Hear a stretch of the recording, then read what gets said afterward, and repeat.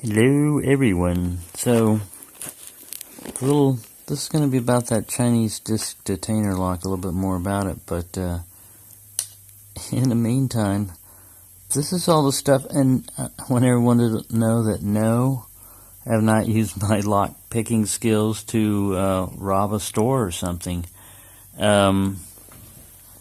This is all the stuff that was thrown away in that dumpster, and that chair, which is in the background, perfectly fine wooden chair with casters and everything, and nice padded thing, was sitting down there with two other chairs and a table, wooden table, a big, like dinner table. But this is just from that back there on that portable thing, just the top tray. This is some of the stuff that was in there, an adjustable wrench. Like I said, I already showed you the magnesium fire starter thing. A whole box of number 2 pencils. Now, those things never go bad, I mean, you don't run out of batteries or anything. All you gotta do is sharpen them. Like I said, this pulley, it's not like a heavy-duty pulley, but, it's a pulley, these nice little, I don't know, clips used for like flat things, D-rings, for belts and stuff like that. Like I said, brand new. C-clamps, I always use C-clamps. 18 gauge, 50 foot of aluminum wire, might be able to use that for something. A lot of these, household cord, and a Woody Willie. You use a magnet on him, and then you can change his face. But that thing's never been used. I'll get back to the disc detainer here in a second.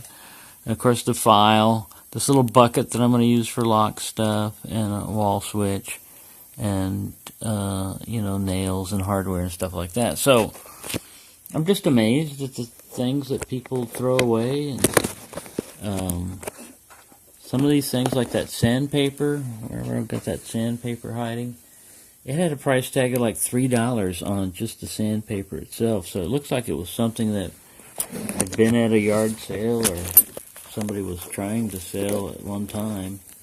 Excuse me, I had to get this camera adjusted back from running around mode to back over here mode. Oh, and a tubing cutter, never been used. Never been used. I mean, I can tell. And a vacuum cleaner. My neighbors always borrow my vacuum cleaner. There's one exactly like it, a Dirt Devil or whatever. The rollers on the bottom of I looked at them, the rollers on the bottom of it only had like one little piece of string caught in it, and the bristles were still white. I mean, so it was even better than my vacuum cleaner. I gave it to them. It plugged in and turned in. It was perfectly fine. Like, if it had been used, it had been used like once to clean the apartment. I'm just, hopefully there hasn't been a homicide or something gone on, and this is evidence they're getting rid of. But it was in the dumpster, or at the dumpster. So. Anyway, sorry. I had to keep adjusting my camera over here. Alright, let's get back to what I was going to talk about on this detainer. So, some people have had a problem with disc detainers and picking them and stuff. They're just a different type of lock, maybe than what you're used to dealing with. But on these little Chinese ones, as long as you turn like all those discs to the right, so that it's oriented that way and everything, and it's locked up, you can look at the key, and you can pretty much tell how far down, the key would go to start working, and pretty much how far down out of all these. If you look at all these discs down here, in actuality, you're only screwing around with 3 of them. If you look at the angles on this, I mean, there's a cut, that's an angle, that's an angle. This is flat like the rest of them, and that's an angle.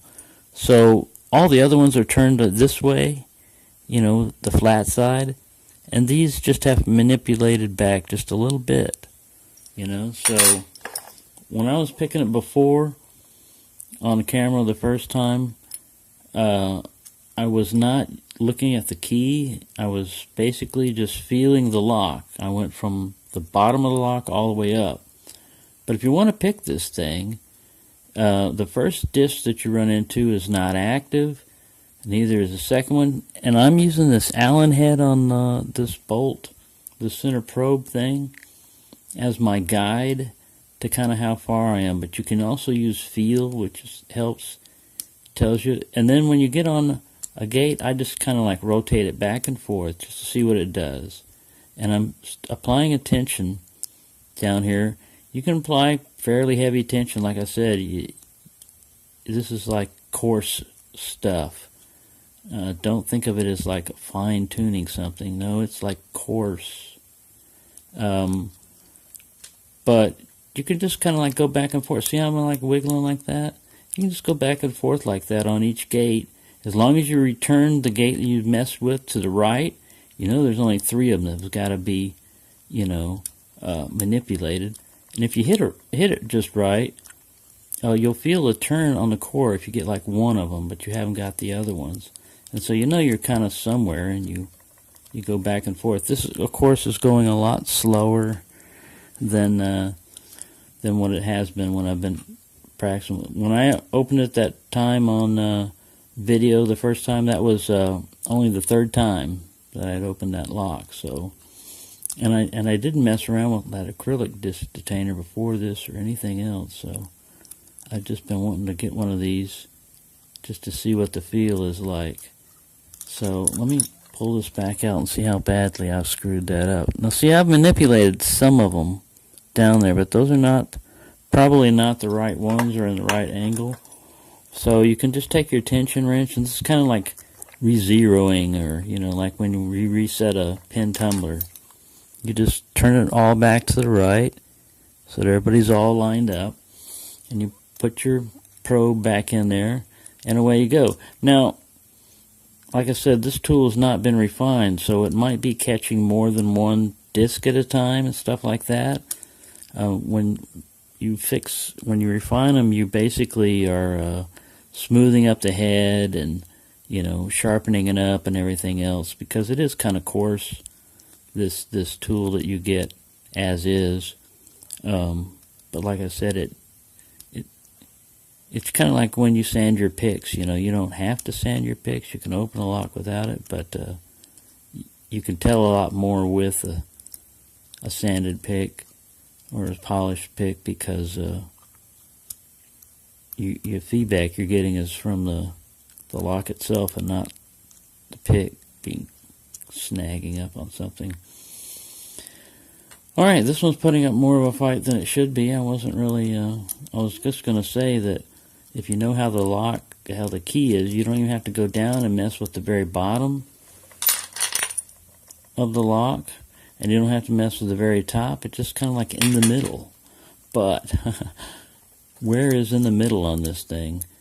Well, with this probe pulled all the way back, it's not hitting anything, and I have to go about here before I even engage a disc. And then it's a guessing game because it looks like there's at least 8, maybe 9.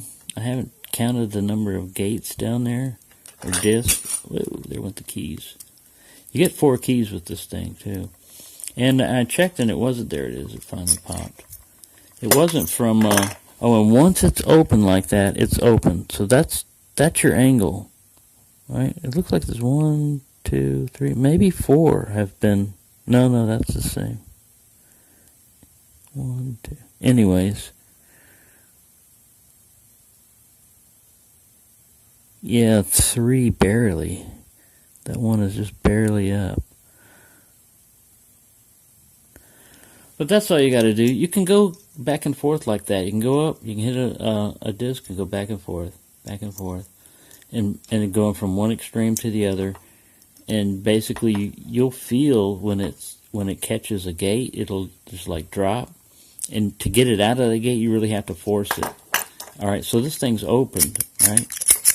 And the only way to like close it again is to like turn one of these with the shackle closed. Turn one of these outer gates back to the other position or any gate that you can get that'll start turning. Then it's locked, because I've had it where it doesn't want to lock.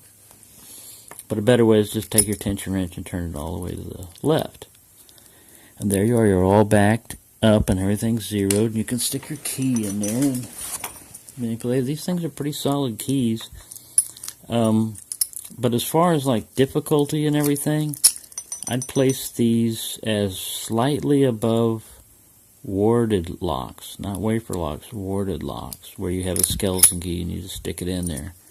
These are only slightly above that as far as like ease of getting into when they're at this level of you know, $7 range and cheapy. I know Abloy and everything else, they make a lot tougher locks, and Sergeant Greenleaf, you know, with that environmental, even though it's a 3-pinner, like I said, or a 3-disc, it defied me. But there you go. That's my very last of the Halloween stuff going on, and I just wanted to give you an update now. My friend, when he comes over and sitting in an aluminum chair, will have a nice padded, you know, like, and I'll probably be doing some videos sitting in that too, because I've been using my dinner table over there as a wooden dinner table as my lock picking stuff. So there you go. I hope everyone had a very good time on their Halloween, and my trick or treat was I found some treats. And I treated myself to some very nice treats that somebody was going to throw away. I'll have to film that, you know, at the dumpster, because this chair came from another apartment. Somebody else was throwing shit away, you know. It wasn't even the same person, so it's very odd what people do. So I hope everyone's having a good time, and I will talk to you later.